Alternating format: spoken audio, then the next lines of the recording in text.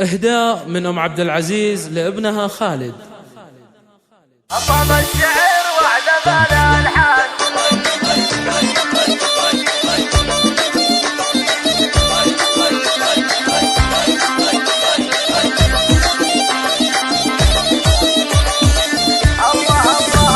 أطاب الشعر وعد بلا الحان ومزون الأفراح هتانه بحفل النغام فخر الأزمان وسوم الطيب واركانه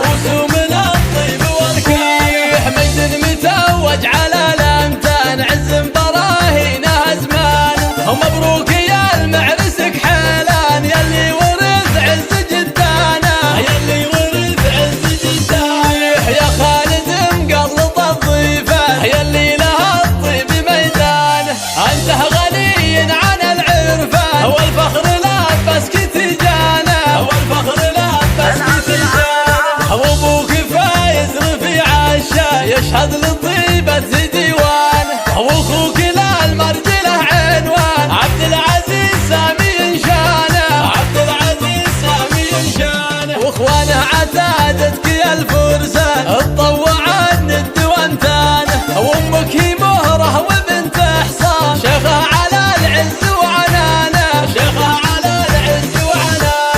هذه ام عبد العزيز إن كان الطيب عنوانه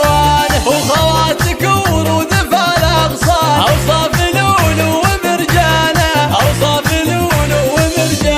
وعمانك ونعم بالعمان قوم من العز رويانه فهد وعبد الله الشجعان وعبد الرحمن مسقي ايمانه وعمانك ونعم بالعمان وناصر كفو يرجح الميزان ومحمد العز برهانه وخوارك العز لهم ميدان والمجد سلم لهم عنانه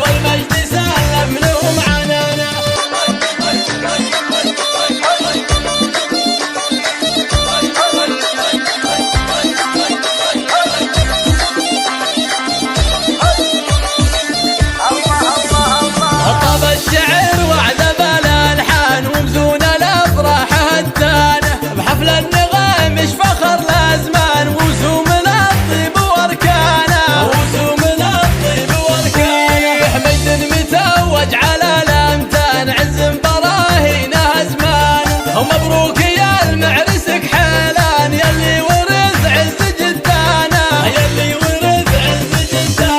يا خالد مقلط الضيفان يلي لها الطيب ميدانه انت غني عن العرفان والفخر لابسك تجانه وابوك فايز رفيع الشان يشهد للطيبة ديوانه واخوك للمرجله عنوان عبد العزيز سامي شانه واخوانه عتادتك يا الفرسان تطوع الند وامتانه